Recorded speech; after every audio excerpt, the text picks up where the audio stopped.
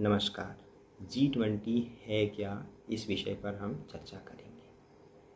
संसार की 20 बड़ी अर्थव्यवस्थाओं का जो एक समूह है उसको हम G20 के तौर पर जानते हैं, जिसमें विकसित और विकासशील राष्ट्र का अपना एक समूह है। इसकी स्थापना वर्ष 1999 में यहाँ पर हुई थी और इसके अंतर्गत यहाँ पर 19 राष्ट्रों के साथ यूरोपीय यूनियन यहाँ पर शामिल है। इस तरीके से 20 राष्ट्रों का अपना एक समूह उभर कर सामने आया। आखिर क्या इसको निर्धारित करने का एक मानक है कि वर्ष भर में जो आयोजन यहाँ पर होंगे, जो अध्यक्षता होगी, वह किस आधार पर होगी।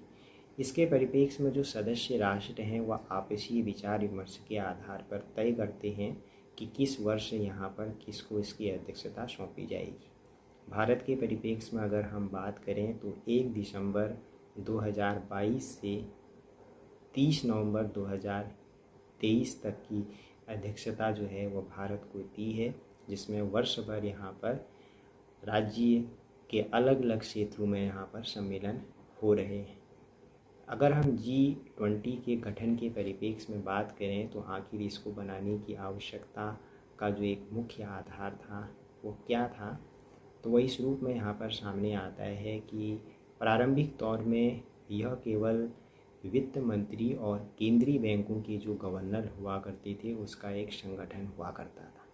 लेकिन 2008 में जब संपूर्ण विश्व वैश्विक स्तर पर आर्थिक मंदी के दौर से यहाँ पर गुजरा, तो उस दौर में यह निर्धारित यहाँ पर किया गया कि इसके शीर्ष नेताओं को भी इसमें संगठन समूह के अंदर यहाँ पर शामिल किया जाए। और इसके परिणाम स्वरूप निर्धारित हुआ कि वर्ष में एक बार जो G20 के राष्ट्राध्यक्ष हैं उनकी बैठकें यहाँ पर आयोजित की जाएंगी। और इसी को मद्देनज़र रखते हुए 9 से 10 सितंबर में 2023 में दिल्ली में जो यहाँ पर G20 का सम्मेलन हो रहा है, इसमें राष्ट्राध्यक्ष यहाँ पर सम्मिलित हो रहे हैं।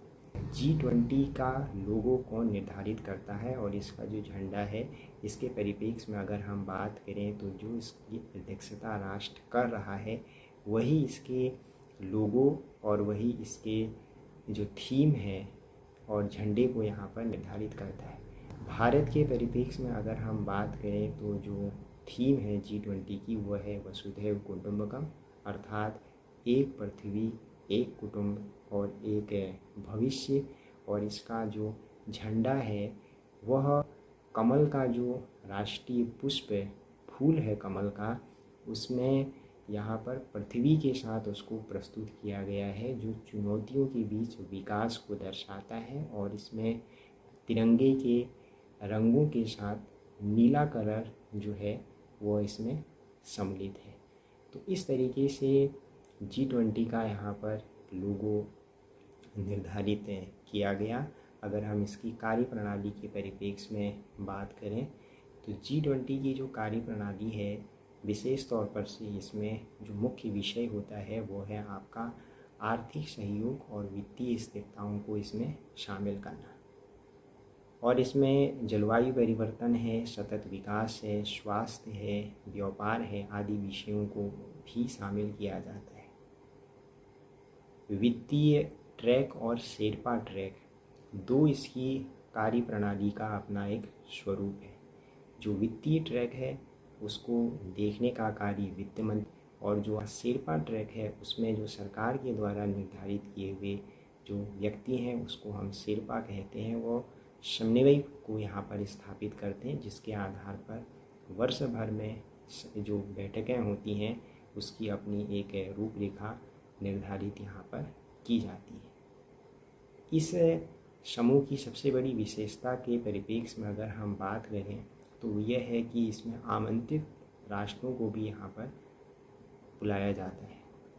इस वर्ष जैसे भारत में जब इसकी अध्यक्षता दी गई है तो इसमें 9 आमंत्रित देश भारत ने यहाँ पर सम्मिलित किए हैं, जिसमें बांग्लादेश है, मिस्र है, मॉरिशस है, नीदरलैंड है, Nigeria, Oman, Singapore, Spain, UAE।